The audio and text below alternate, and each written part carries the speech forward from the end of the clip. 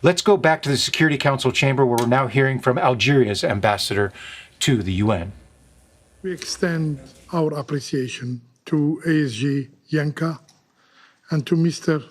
Rajasingham for their sobering briefings on the catastrophic reality in Gaza. Yes, Gaza is facing hell. It is in the hands of an occupying power that threats the international peace and security. Algeria condemns in the strongest terms the decision of the Israeli cabinet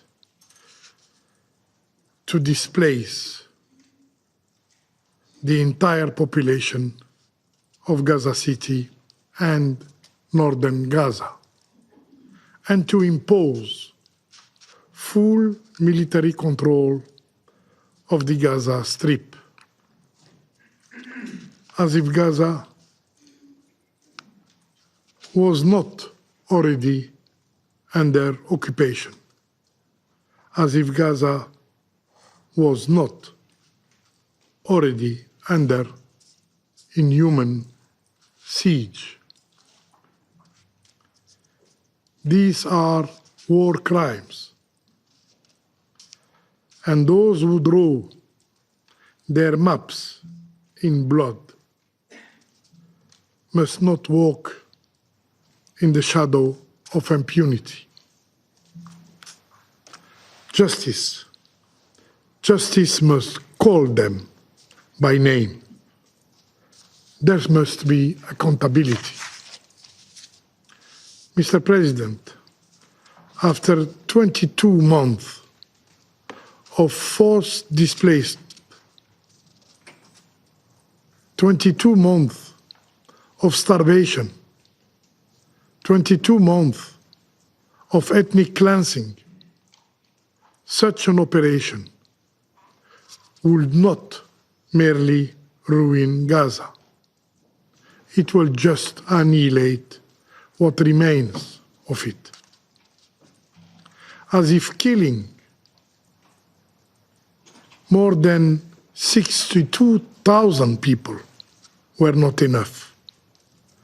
As if killing more than 18,000 children for God's sake, were not enough. As if killing more than 12,000 women were not enough.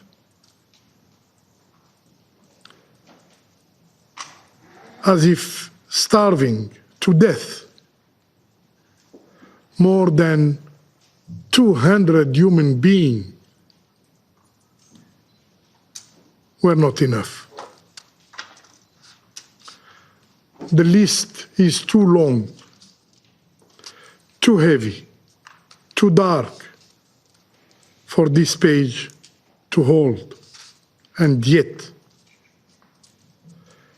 persisting in their genocidal tactics, the Israeli occupying power plan more. Can you imagine what will be left if they execute their plan? Their objective is clear, crystal clear: to push an entire people outside their homeland. Palestinians shall have no state, no flag, no future in their land. No Palestinian shall stay from the river to the sea. Yet, they forget. They forget that the land remembers its sons. They forget that olive trees do not surrender to the axe. They grow back from the root. Despite the brutality of the oppression, Palestinians will not abandon their homeland. Palestinians will not let go their rights. We believe in their resilience, as we believe that Gaza, although wounded and bleeding, will one day rise again. Mr. President, let us be clear. The Israeli authorities care nothing for international law. They care nothing for this council. They care nothing for humanity itself.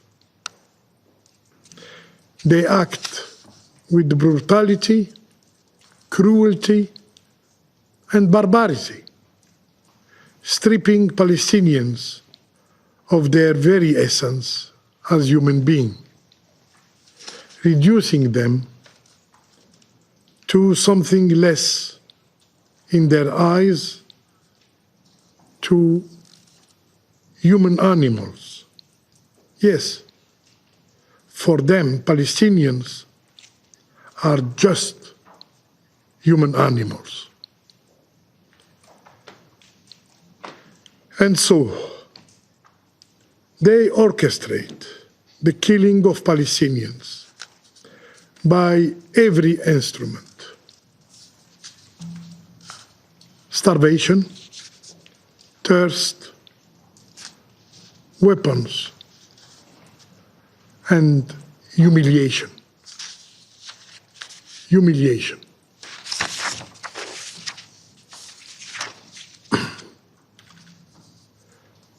Mr. President, faced with this genocide, every voice has risen. The International Court of Justice investigates the plausible crime of genocide by the Israeli occupying power. The International Criminal Court pursues those who sign their names in the records of war crimes. The General Assembly condemns repeatedly the occupation and demands its end. The United Nations Human Rights Council counts the wounds and denounces its violation. And yet, in this chamber,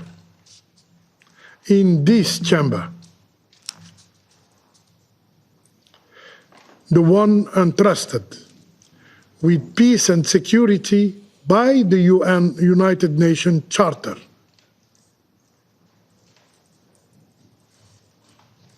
sits.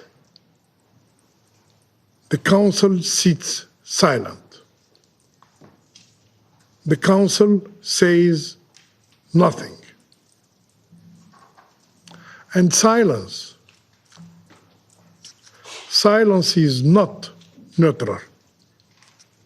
Silence kills. Mr. President, the Security Council must rise to defend the child clutching the last crumb of bread. Rise to shield the mother searching for her sons under rubbles. Rise to help the father wounded while seeking help to feed his kids. Rise to break the silence, to break the cycle of impunity. This Council must act decisively, resolutely, by resorting to its utmost tools to act under Chapter 7 of the Charter. The hour has come to impose sanctions on the hand that steals the land, on the flag that flaps over ruin. The hour has come to impose sanction on the enemy of humanity. I thank you. Don't miss out. Get the full picture. Subscribe to Al Jazeera for reliable news, expert insight. Like, share, stay ahead.